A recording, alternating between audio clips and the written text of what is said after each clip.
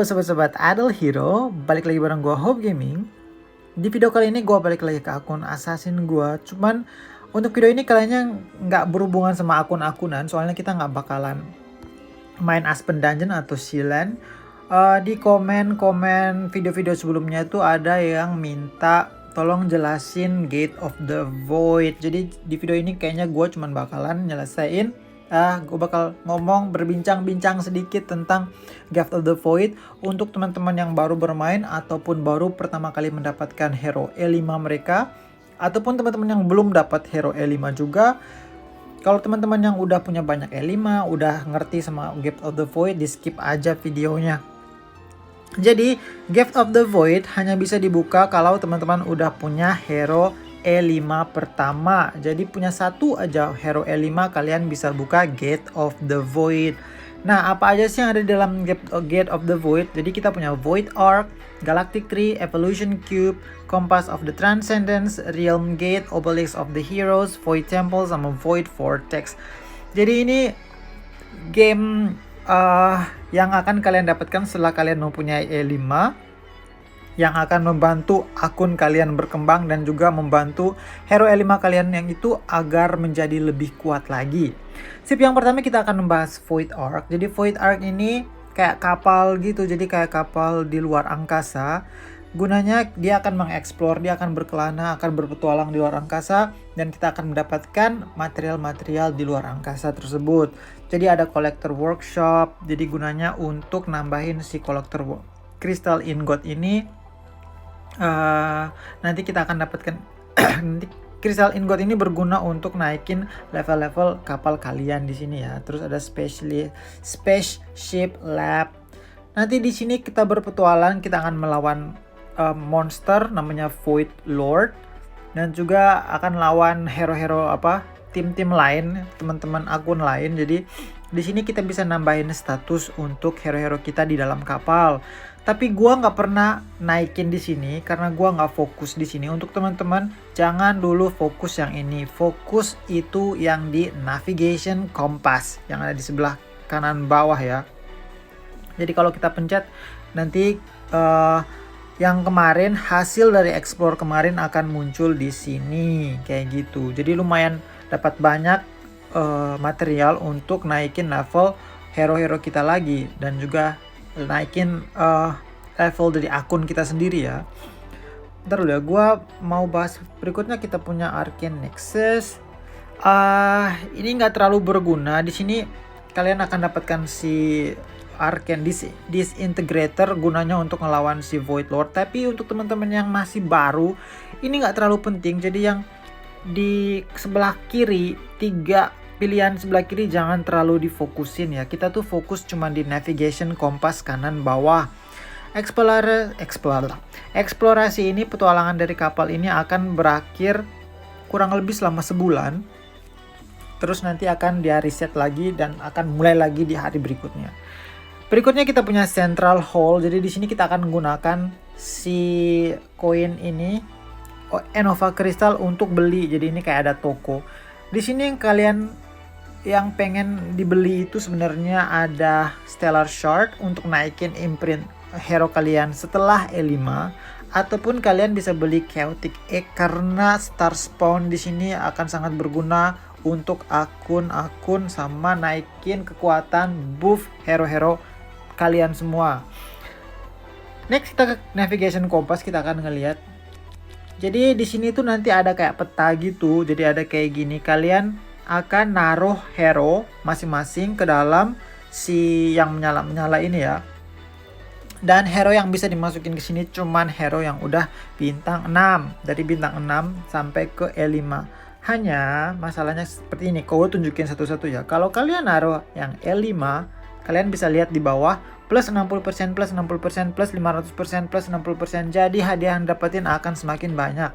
Ini kalian bisa baca sendiri di sini, gue tahu. Terus kalau kalian misalnya naruh yang cuman gue nggak punya bintang 10 ya. Kalau kita cuma naruh E1, dia cuma nambahin 10%, 10%, 50%, dan 10%.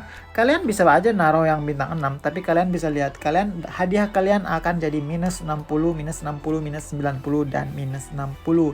Ya, tapi daripada nggak dapat hadiah, mendingan dapat meskipun minus, mendingan didapetin. Jadi semakin banyak teman-teman punya hero E5 atau hero bintang 6, semakin maju bisa main di sini. Hanya masalahnya kalian cuma bisa ngasih 15 kalau nggak salah, 15 hero. Di sini tidak bisa lebih. Kalau di akun utama gua selalu main setiap hari, tidak pakai smash. Kalau di akun yang kayak gini masih lemah, E5-nya baru cuma 1, biasanya gua smash aja, bisa pencet tombol smash, nanti dia akan naruh hero-hero sendiri di situ. Hanya masalahnya di kadang-kadang dia naruh hero yang tidak pengen.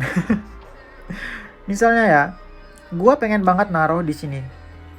Tapi ntar kalau kita smash dia bakal naruh hero-nya di sini. Jadi kita bakal naruh kamu dulu di situ.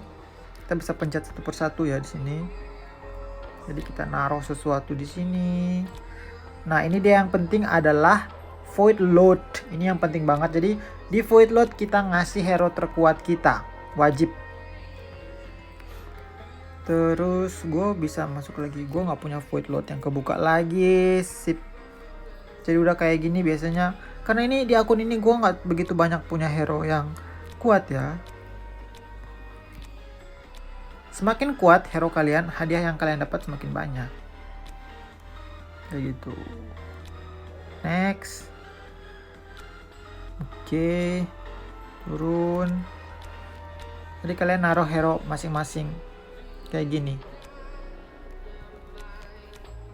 Kalau kalian nggak mau pusing, bisa smash. Gue liatin smash ya. Oh, nggak usah deh, jangan dulu. Gue mau nunjukin sesuatu soalnya. Jadi kita kayak main kayak gini, dimasukin. Meskipun hadiahnya minus ya, tapi mendingan dapat daripada nggak dapat. Wajib untuk main ini setiap hari. Jadi kalau semakin kalian maju, yang harus kalian lakukan di Idle Hero semakin banyak. Makanya disaranin untuk buat fokus satu hero untuk jadi E5 dulu. Oke, terus nanti di sini kalian bisa ngelihat yang merah-merah, tanda merah-merah di sini ya. Ini adalah akun lawan. Kalian bisa ngelawan mereka setiap hari. Wajib kalau menurut gua kalah atau menang dicoba aja dulu.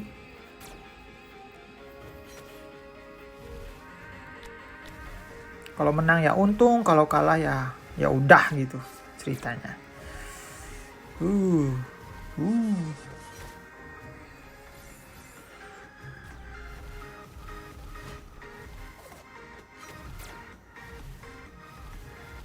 Sakit. Oke, kalah, kita nggak bisa menang. Bisa aja kalian smash. Kalau kalian smash, kalian bisa lihat, oh, gue nggak bisa ngalahin mereka semua. Jadi biasanya di sini muncul 3 lawan setiap hari.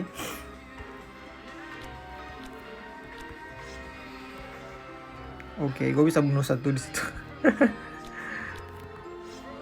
No, ya udah, mereka masih kuat.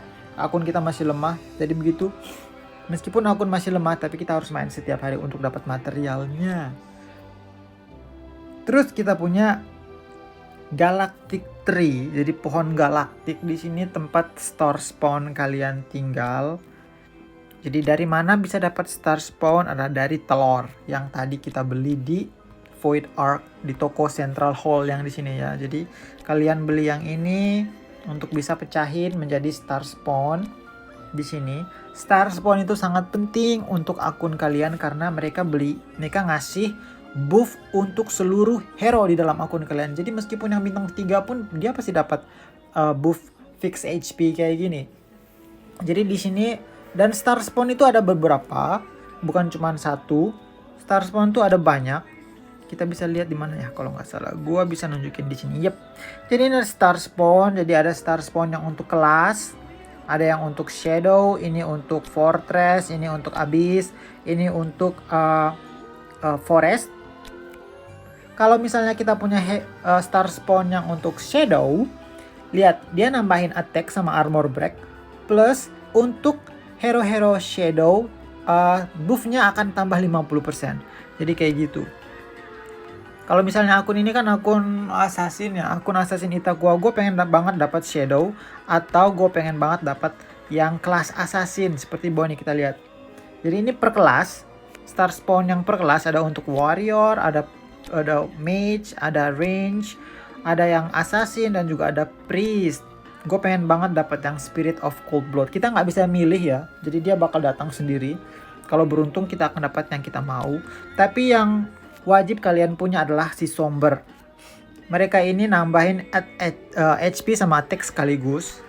Jadi yang light sama dark sama transcendence. Jadi ini star spawn khusus transcendence. Lucu-lucu sih mukanya. Ya sih. Kayak gini deh pokoknya. Star spawn tuh sangat berguna untuk akun kalian. Plus satu lagi informasi. Telur yang kalian pecahin pertama, dia 100% akan menjadi star spawn. Telur-telur yang dipecahin selanjutnya tidak 100% akan jadi star spawn ya. Jadi akan berubah menjadi kayak material-material lain untuk naikin level si star spawn. Jadi ya untuk teman-teman yang belum punya star spawn, terus pengen dapat pertama, gue saranin untuk simpen somber egg untuk jadi star spawn pertama ya. Jadi pecahin somber egg di awal, paling pertama pecahin untuk dapetin si somber star spawn ya. Tapi ya terserah kalian sih kalau mau dapat yang lain. Kalau kalian suka sama star spawn yang lain juga nggak apa-apa menurut gua. Dan kalian akan dapat 100% lagi kalau udah pecahin 14 telur. Jadi yang 4 telur ke-15 baru akan 100% dijamin untuk dapetin star spawn berikutnya kayak gitu. Tapi bukan berarti kalian harus pecahin 14-nya untuk dapat star spawn. Jadi kayak kalau beruntung dapat, kalau enggak gitu. Ya, tapi yang ke pecahan telur yang ke-15 udah pasti dapat star spawn. Sip, ya berikutnya kita punya evolution cube. Jadi ini tempat untuk kalian ngubah hero kalian jadi transcendence hero ya. Jadi sekarang kita udah punya 1, 2, 3, 4, 5. Kita punya 5 transcendence hero. Kalau kalian suka Xia, buat Xia. Kalau kalian suka Halora, Asmodel, ada Jahra, ada Vesa. Di akun ini kan akun assassin, jadi gue bakal buat Xia untuk jadi transcendence hero pertama kita. Hanya untuk mendapatkan transcendence hero kalian butuhin Crystal of Transcendence sebanyak 5 juta. Kalau kalian nggak buka Gate of the Void, kalian nggak bakalan dapat Crystal of Transcendence ini. Jadi ada ada beberapa cara untuk dapatin Crystal of Transcendence. Yang pertama, kalian main di Void Ark. Di Central Hall akan jual Crystal of Transcendence juga. Terus di Navigation Compass, kalau kalian main setiap hari, kemungkinan akan dapat material Transcendence. Si Transcendence ini, si Crystal of Transcendence. Terus di Realms Gate juga sama Void Vortex juga kadang-kadang kalian bisa dapetin Crystal of Transcendence. Terus kita punya Compass of the Transcendence. Ini seperti summons di bumi, asik. Di bumi. Di sini summon circle. Cuman kalau summon circle kan kalian lihat rasio untuk dapetin hero bintang 5 tuh kecil banget. Sampai-sampai nggak suka mainnya. Sedangkan kalau di Compass of Transcendence, semua tarikan di sini 100% akan dapat hero bintang 5. Apapun itu kelasnya, apapun itu jenisnya, kalian akan dapat hero bintang 5. 100%. Plus, kalian bisa memilih pengen dapat apa di sebelah kiri dan sebelah kanan. Sebelah kiri untuk hero dari fraksi Shadow, Fortress, Abyss, sama Forest. Kalau yang sebelah kanan khusus Light sama Dark. Terus di bawahnya kalian bisa ngelihat 4,3% up. Di sebelahnya lagi 1,075% up. Di situ rasio kalian bisa dapetin hero yang kalian inginkan. Jadi semakin kalian main, rasionya akan semakin bertambah gitu. Tapi yang pengen kalian dapetin di sini bukan cuman hero doang. Kalian pengen banget dapetin si ini. Gue tunjukin, gue punya nggak ya? Oh, gue lagi nggak punya bro. Core of Transcendence. Jadi untuk nge-imprint hero kalian, conversion di sini ya. kalian harus dapetin si gua nggak bisa. Kalau Core of Transcendence, karena itu sangat-sangat merupakan kayak material yang paling penting. Kedua di Gate of the Void, paling penting di Gate of the Void untuk kalian dapatkan. Terus kalau kompas of the Transcendence ini punya dua. Ada Compass of the Transcendence Guidance sama Compass of the Transcendence Fate. Apa sih bedanya? Kalau di Guidance, setelah kalian main 15 kali, kalian akan dapetin Transcending Spear-nya 1. Sedangkan kalau di Fate, dia nggak ada kepastian, cuman ada 6,67% setiap kali summon akan dapat si Transcending Spear. Gua jujur nggak pernah main di Guidance, karena misalnya kita main 10 di Guidance belum tentu kita dapetin, emang kita nggak bakal dapetin si Transcending Spear. Sedangkan kalau kita main di Fate, kalau kita beruntung banget, kita tarik 10, kita summon 10, kita akan dapetin 1 ataupun 2 atau bisa 3 kalau beruntung banget si Transcending Spear ya. Jadi kayak pokoknya yang beruntung, cek beruntung gitu kalau main di sini ya. Caranya mainnya kayak gimana gue bakal tunjukin. Pertama kita akan coba di Guidance. Sebenarnya gue nggak mau abis-abisin si Core of Transcendence gue, tapi demi konten gue bakal tunjukin. Jadi pertama kita summon, kita pencet summon di sebelah kiri. Ada 1 dan juga ada 10 kalian. Kalau kalian punya 10 silakan. Kalau kalian mau main satu persatu juga silakan. Jadi kalian akan disuruh gambar konstelasi, bisa terserah kemana gitu. Kayak gini nanti dapetin si hero bintang 5 apapun itu. Ataupun kalian bisa main di Transcendence Fate juga sama. Gue pengen banget dapat Core of Transcendence. Transcending Spear bukan. Jadi kayak gini mainnya, sip. Oke, selesai di Compass of Transcendence. Terus yang berikutnya kita punya Obelisk of Heroes. Di sini ya kayak billboard gitu. Jadi siapa yang paling kuat atau apa. Ini siapa yang punya Transcendence-nya paling banyak di situ. Siapa yang punya Hero Light paling banyak dan paling kuat muncul di sini. Hero Dark, Forest, Abyss, Fortress dan Shadow. Karena gue itu nge-build Assassin, jadi nggak bakal muncul di sini ya guys. Soalnya Assassin gue tuh dari berbagai kelas, jadi nggak bakal muncul di sini. Terus kita punya Void Temple. Di sini akan kalian lihat progres kalian sampai di mana.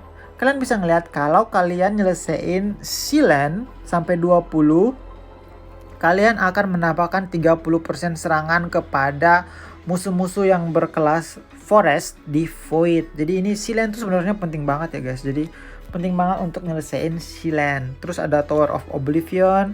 Kalau kalian udah nyelesain 350, max HP-nya ditambah 10%. Kalau kalian udah nyampe story 500, kalian max HP-nya tambah 20%.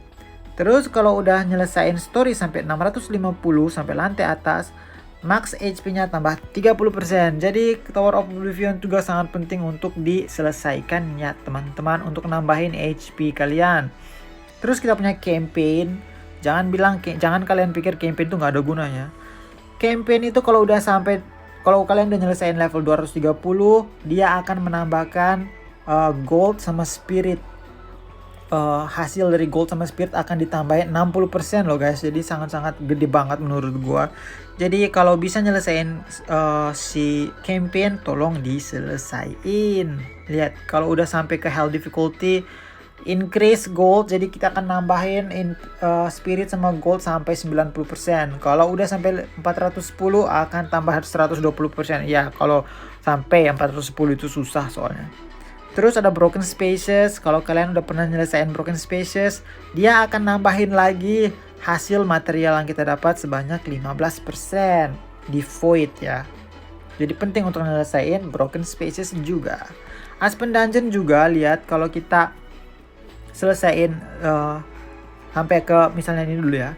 Kalau kita udah nyelesain Nightmare, level tertinggi kita akan ditambah 10. Terus kalau udah nyelesain mana itu? Hell, level tertinggi hero kita akan ditambah jadi 15. Kalau kita udah nyampe Death, level maksimal level kita akan ditambah sampai 20 ya.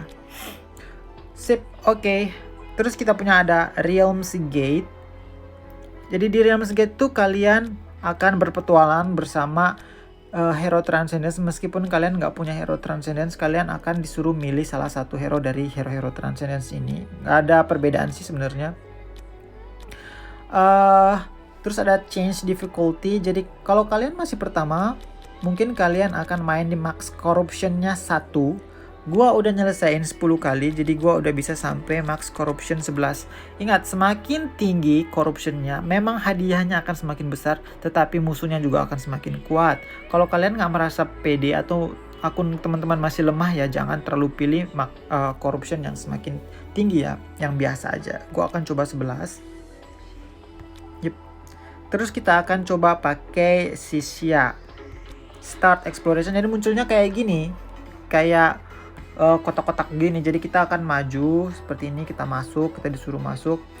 Kalian bisa lihat warna-warni ya. Jadi di sini ada Dark, ada Transcendence Force, sama ada Fortress Force. Kalau misalnya kalian mainnya kalian hero terkuatnya Inosuke, kalian bisa pilih yang Fortress Force karena kalau masuk sini si Inosuke akan nambah HP-nya 30% sama attack-nya akan ditambah sebanyak 15%. Karena di sini gue nggak punya siapa-siapa. Itakua gue kan Shadow. Jadi gue pengen masuk di mana ya? Ini aja lah, kan punya Saja juga sih. Jadi kayak gini, nanti ada kayak kalian bermain berpetualangan di sini untuk ketemu musuh-musuh. Kalian ditugaskan untuk membunuh semua musuh yang ada di sini. Kalian bisa skip, bisa enggak. Kayak gitu. Kalau kalian hero-nya masih lemah ya jangan dipaksain, karena di sini meskipun 11 ya, musuhnya bisa jadi lebih kuat banget soalnya.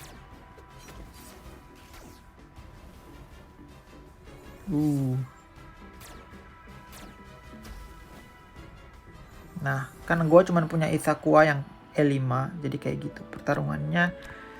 Kalian bisa lihat di sini, kalian bisa dapat duit, kalian bisa dapat spirit, kalian bisa dapat stellar shard, dan juga bisa dapat crystal of transcendence. Jadi ini penting banget guys, penting banget untuk akun kalian. Jangan takut kalau kalah, kalian bisa coba lagi. Untuk bisa naikin level hero, untuk bisa ngebuat hero tuh kalian butuh banyak gold dan punya banyak spirit. Jadi jangan pecah-pecahin untuk banyak hero, untuk nge-build banyak hero di awal. Cukup buat satu hero dulu, kuatin dia, baru nanti nge-build hero lainnya. Duitnya sama spiritnya kalian bisa dapetin dari sini. Terus biasanya gua tuh kayak nandain jalan, terus gua smash. Sip, jadi dia akan berpetualangan sendiri. Kalau kalian ngerasa nggak ada waktu, kalian bisa smash kayak gitu. Akan selesai dalam waktu kurang lebih 3,5 jam. Terus kita akan punya Void Vortex. Nah ini juga Void Vortex ini penting. Tujuannya di sini kalian harus ngehancurin semua planet-planet ini dan maju ke ranking selanjutnya dan ranking selanjutnya. Caranya satu percobaan untuk mengalahkan planet ini, kalian butuhin ini apa yang namanya energy burner ya. Kalian sebenarnya bisa beli pakai gems. Gua nggak pernah beli pakai gems kecuali di akun ranger gua, karena itu udah bisa coba sampai ke atas ke level yang lebih tinggi. Kalau kalian masih lemah ya jangan terlalu maksain diri untuk bakar gems di sini, karena menurut gua nggak begitu worth it. Kalahkan apa yang kalian bisa kalahin.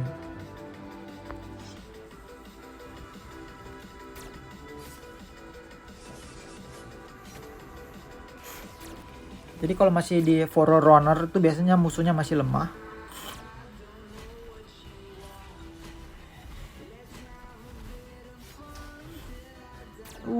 Itakua gua kena stun. Itakua nggak pakai purify ya.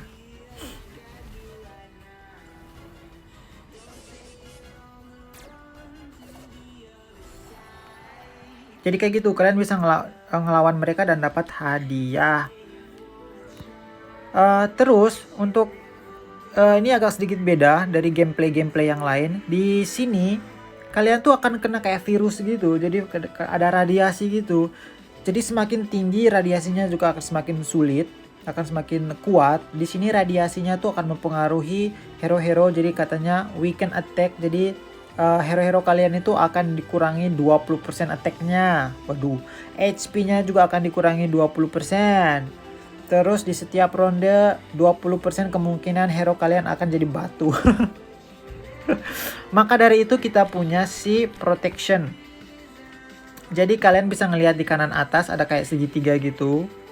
Itu namanya protection. Kalian bisa gunain itu untuk melindungi hero kalian. Kalau dilindungi dia tidak akan kurang banyak, tidak akan berpengaruh terlalu banyak. Misalnya dari sini kita bisa lihat kalau yang terlindungi efeknya itu akan kurang jadi 4%. Jadi nggak 100% hilang ya, masih ada 4% kurang attack, 4% kurang HP, dan juga dapat 4% kemungkinan untuk jadi batu setiap ronde. Jadi kalian bisa ngelihat protected faction ada semuanya kalau nggak salah. Jadi kalian bisa beli pakai namanya protection signet. Kalian bisa beli pakai protection signet untuk main di sini.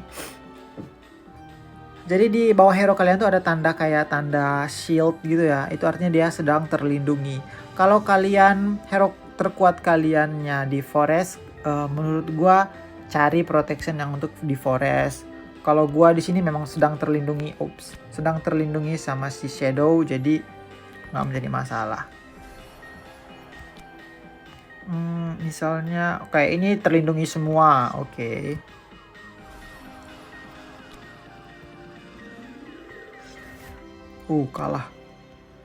Kalah kita.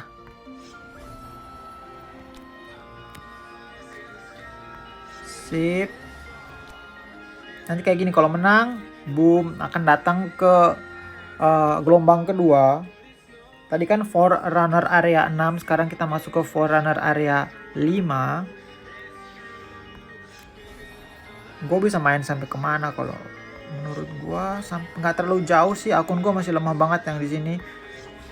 Barogannya pun masih E1, jadi nggak terlalu begitu mengharapkan. Tapi gue tetap main setiap hari hanya karena gue pengen dapetin si materialnya. Penting banget nih dapat duit dan juga dapat di sini. Kalian bisa dapat Prophet Orbs loh di sini. Kalau nggak salah lihat 40% kalian bukan Prophet Orbs ya. 0,7% kalian bisa dapat Prophet Orb di sini. 0,7% dapat Heroic Summon Scroll. Penting banget untuk main di sini. Defeat. Coba lagi yang lain, defeat. Oke, jadi kita bisa nambahin. Kalau emang musuhnya terlalu kuat, kita bisa reset. Kita bisa ganti musuhnya. Coba lagi sampai menang. Defeat.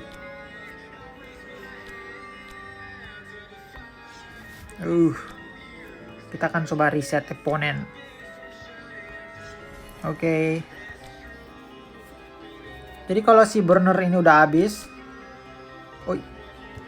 kalau si energi burner udah habis, kita nggak bisa nyoba lagi. Tapi si energi burner ini akan terus regen per berapa ya? Per sejam kalau nggak salah. Victory. Kita bisa lihat gue bisa sampai mana di sini. Kita akan coba ngalahin banyak-banyak sebisanya.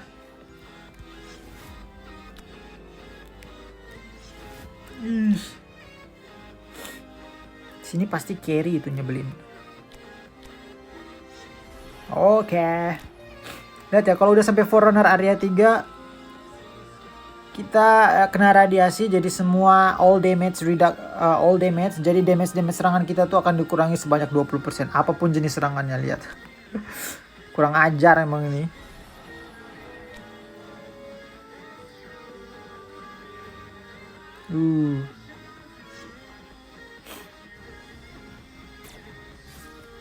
Oke.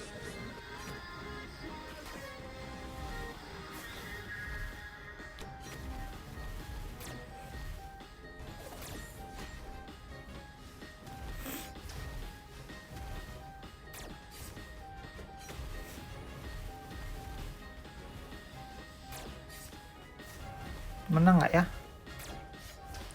Garudanya sakit.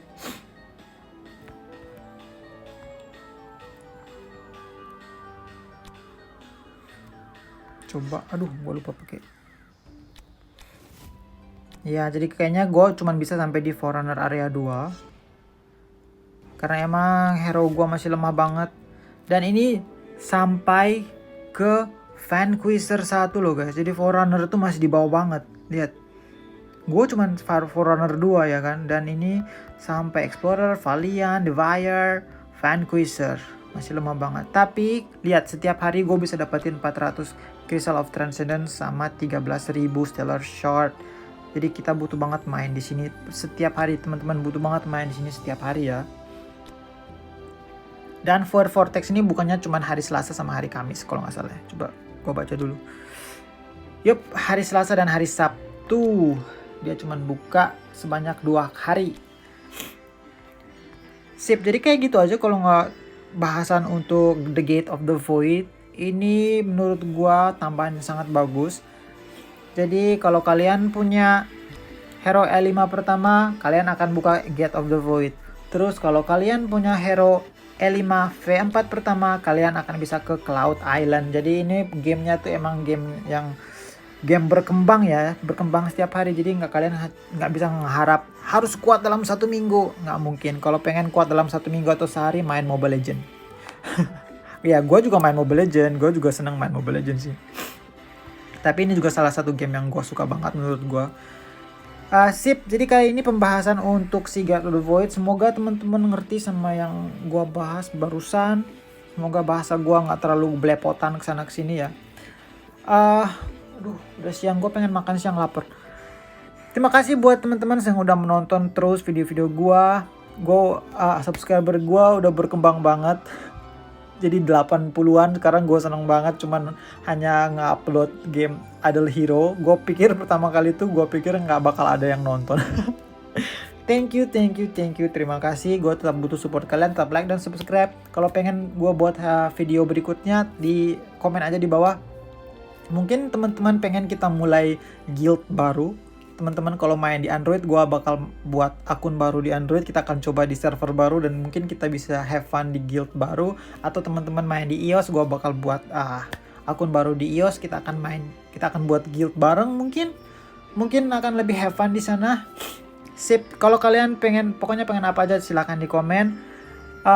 Kayaknya video kali ini sampai di sini aja. Sampai jumpa di video Idle Hero bareng Hope Gaming selanjutnya. Bye bye.